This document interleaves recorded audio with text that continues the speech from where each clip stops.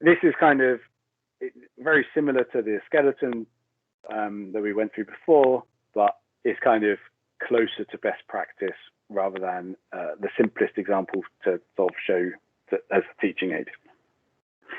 So instead of, so that leave group out cross-validation, instead of that, we're doing repeated CV, and we're doing it k-fold, so 5-fold cross-validation, and we're repeating it 3 times.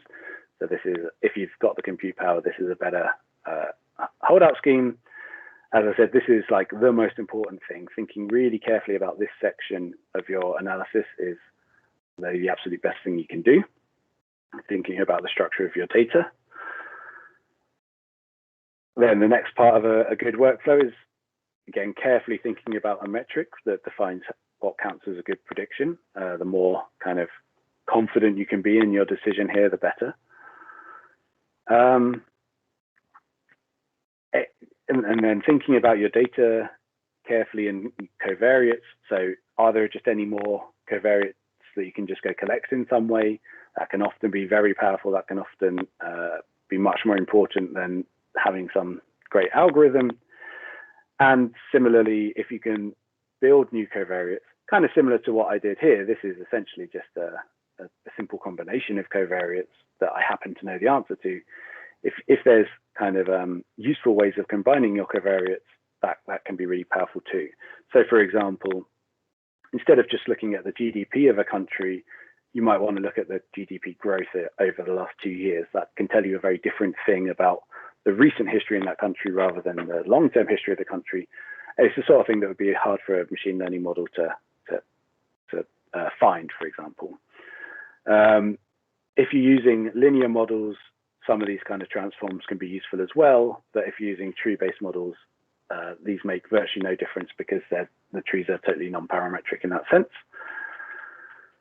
So then the sort of, again, going this workflow, what you want to do is use a really simple model as your baseline. So ENet is elastic net. It's a linear regression with some penalization terms. So if you've got a lot of covariates, it won't overfit, or it will try not to overfit with some penalty terms.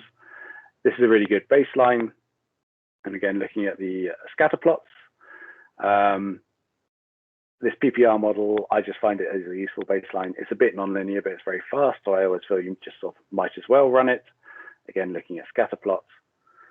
Random forest is very easy to tune. It's only got sort of 1 or 2 tuning parameters. It sort of, I find it works very well, very easily. So again, I always use this as kind of a baseline. If some super complicated neural network, it'll often just perform worse than random forest anyway. So it's good to have a baseline. This little function plots what's called a partial dependence plot. So this is kind of how you can start to interpret some of your models a bit.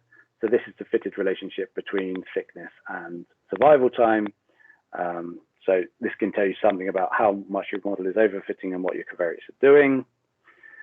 And then from there, just go on and using perhaps some other models that, for whatever reason, you think's interesting.